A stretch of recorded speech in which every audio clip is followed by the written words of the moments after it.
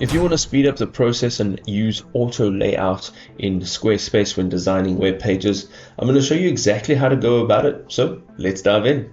So the first thing you're going to do when using auto layout is go in to this page over here. You'll see the edit button on the top left. You're going to go in here. Now what you can do is click on add section.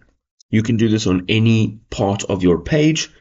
And on the left hand side here, there are a few sections that we can add. So the most common places that you'll find auto layouts is people. You'll also find it in services. You can also find it in products. And then one of the other places you can find it in is images.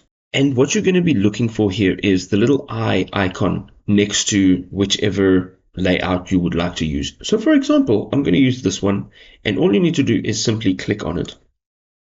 Once you've selected it, it will be added in as a section. This is what it looks like.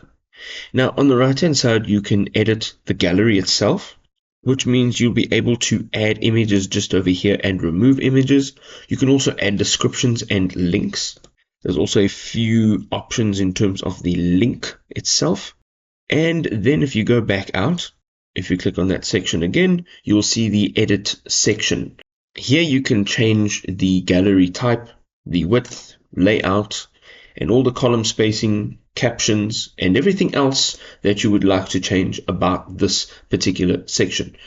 Now this auto layout feature can be really helpful if you just want to build a website quickly with some templates and customize them to your liking.